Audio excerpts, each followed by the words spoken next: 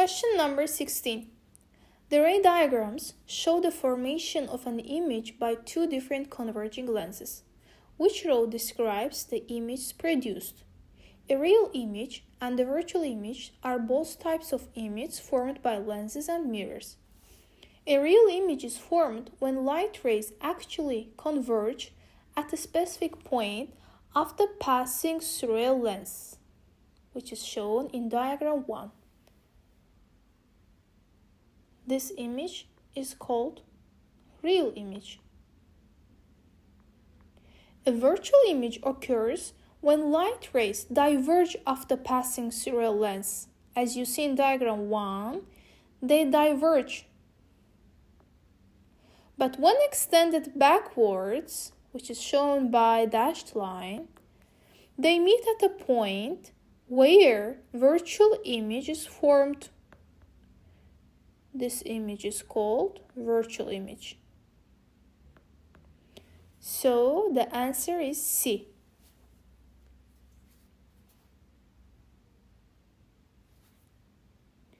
Question number 17. Thermal radiation is part of electromagnetic spectrum. What is the name of this region of spectrum? The region of electromagnetic spectrum that corresponds to thermal radiation is called infrared radiation. Answer is B. Let's move on to the question number 18. White light enters a glass prism. The light leaving the other side of the prism is separated into colors. Which row correctly describes what happens? First of all, the name of this process is called dispersion. When light passes through a medium, different wavelengths of light travel at different speeds due to the medium's varying refractive index. As a result, the light is bent at different angles for each color.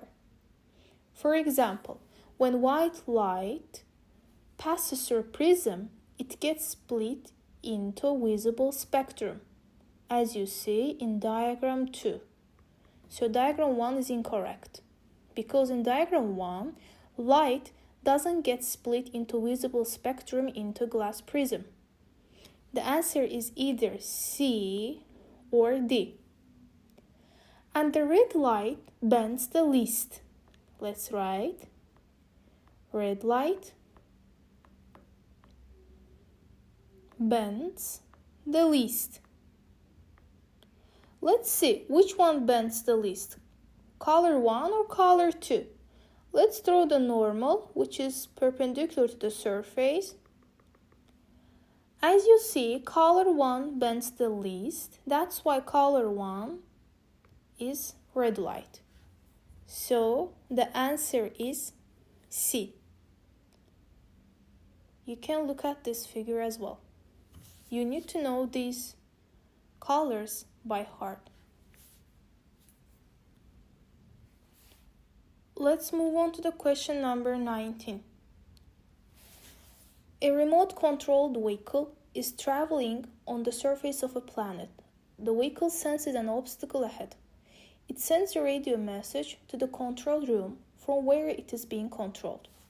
The control room is 2.4 10 to the power of 6 kilometers away from the vehicle. The control room sends a message back to the vehicle telling it to stop. What is the minimum time that elapses between the vehicle sensing the obstacle and receiving the message back from the control room? I want to show it to you. Let's say this is vehicle and this is room. And the distance between them is 2.4 10 to the power of 6 kilometers. Let's calculate distance in meter first. 2.4 10 to the power of 6 multiplied by 1000 meters is equal to 2.4 10 to the power of 9 meters. And we know that speed of radio wave is equal to 3 × 10⁸ meters per second. All electromagnetic waves have the same speed in a vacuum. And now let's calculate time that radio wave goes from vehicle to this room. Time is equal to distance divided by speed. Distance is 2.4 10⁹ divided by 3 10⁸, which is equal to 8 seconds. This 8 seconds is the time on one way.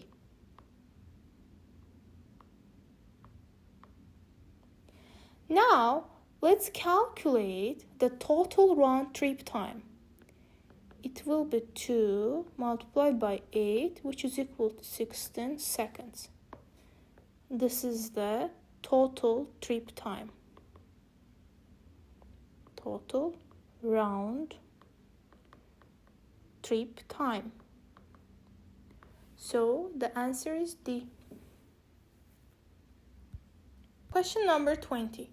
Which statement about the direction of a magnetic field at a point is correct? Direction of magnetic field at any point is defined as the direction that the north pole of a small compass needle would point. So the answer is A. This convention is based on historical and practical reasons that we discussed in the lesson, but for exam you just need to know the definition, which is the direction of force on the north pole. Let's move on to the question number 21. A resistor transfers 100 joules of energy when a charge of 10 coulombs flows through it. What is the potential difference across the resistor? Let's remember, potential difference, which is known as voltage, is a measure of electric energy per unit charge between 2 points in an electric circuit. And here, 100 joules of energy is transferred when charge is 10 coulombs. It is 10 volts. Answer is B. Please do not confuse the unit of potential difference and unit of power. Watt, this one is unit of power. Question number 22. Wire X and wire Y are made from the same metal. The table gives information about the two wires. What is the resistance of wire Y? We will use cross multiplication method. In the first step, we have to remember that resistance of wire is directly proportional to the length of wire. Let's look at table. The length of wire X is 1 meter. The length of wire Y is 1.3 meters. So, the length of wire Y is more than length of wire X by 1.3 times. In this case, the resistance of wire Y will be greater than resistance of wire X by 1.3 times. It will be 2.6 ohms.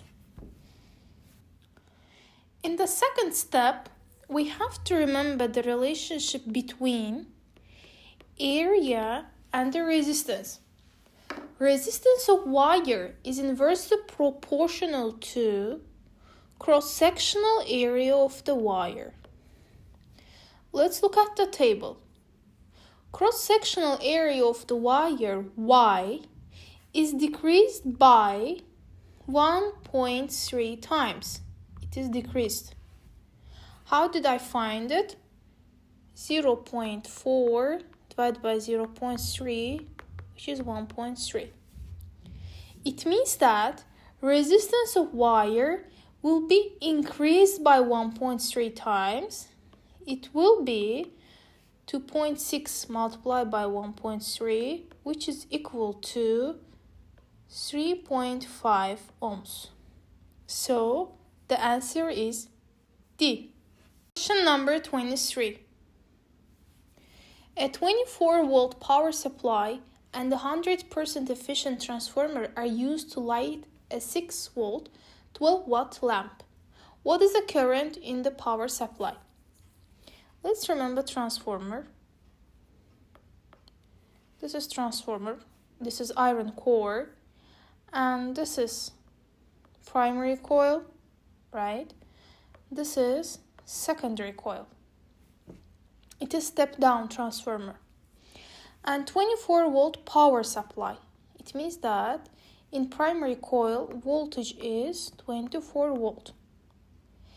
And 6-volt, 12-watt lamp. It means that secondary coil is connected to the lamp,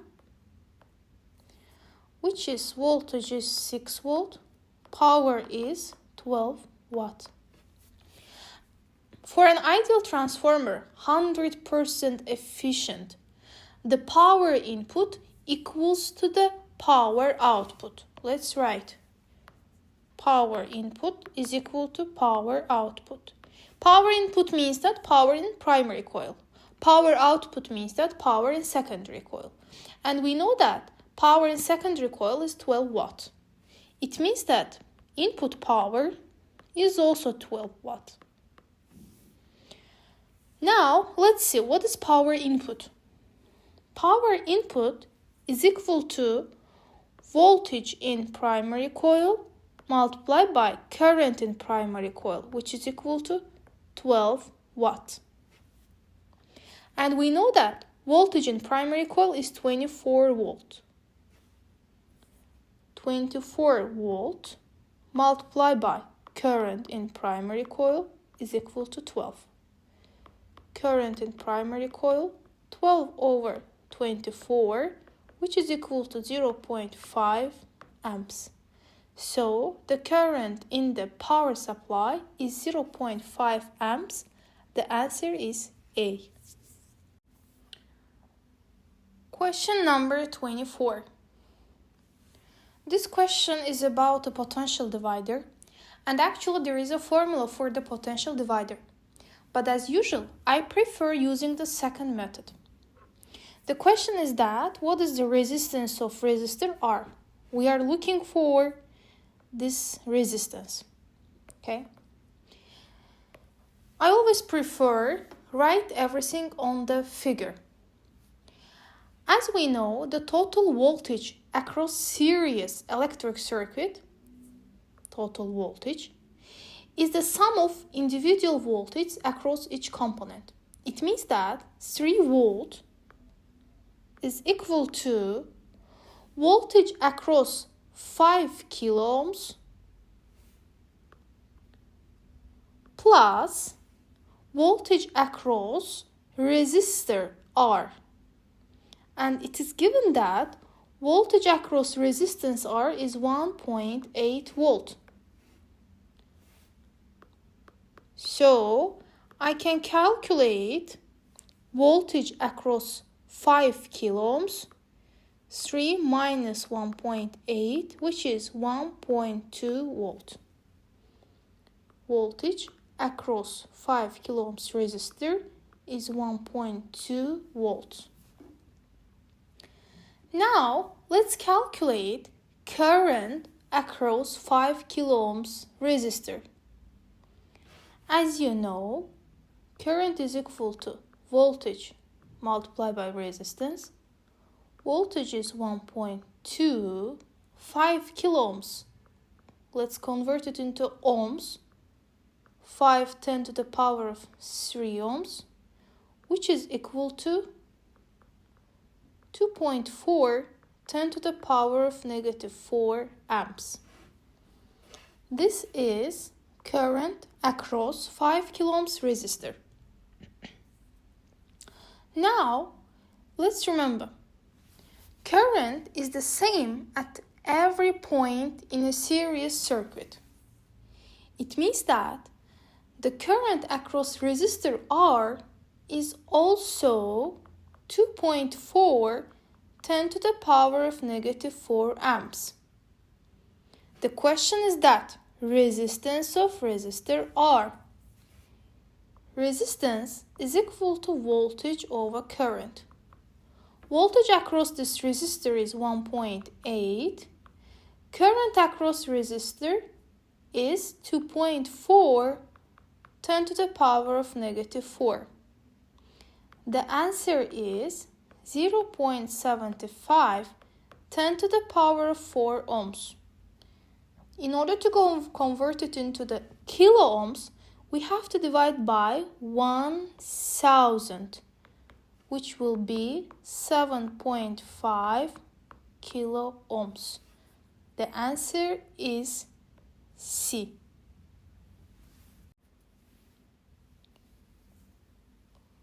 Question number 25. The scattering of particles by a thin gold foil provided scientists with evidence for the nuclear atom.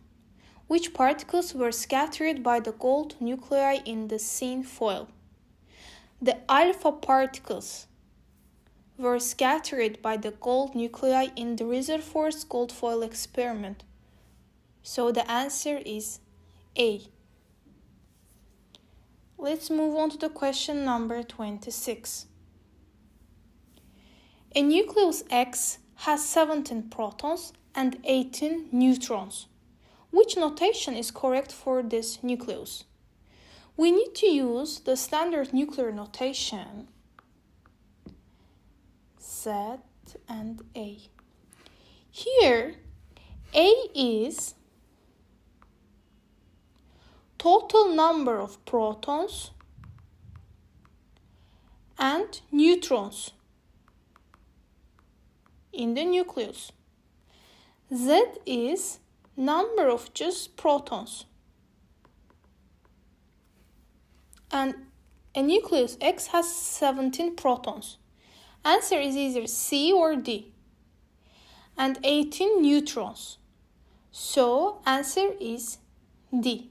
17 plus 18 is equal to 35. Question number 27. Which type of radioactive source is suitable for use in measuring and controlling the thickness of paper in a paper manufacturing factory? For measuring and controlling the thickness of paper in a paper manufacturing factory, a beta radiation source is typically used. Why beta radiation? Because they are high energy electrons that can penetrate the paper to a certain depth, but are not as penetrating as gamma rays. This makes them ideal for measuring the thickness of materials like paper, where you want the radiation to pass through, but not go all the way through the material. But alpha particles are much more ionizing, but have very low penetration power. They would be blocked by the paper itself, making them unsuitable for thickness measurements in this context. The type of emission is beta, and the half-life of beta is longer than alpha particles. That's why it is C. Question number 28. What happens in the process of nuclear fusion?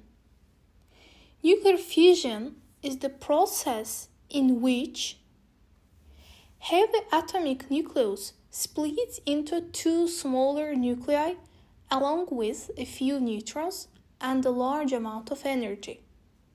This process is opposite of nuclear fusion, where small nuclei combine to form a larger one. So, the answer is C. Nucleus of an atom splits. Question number 29.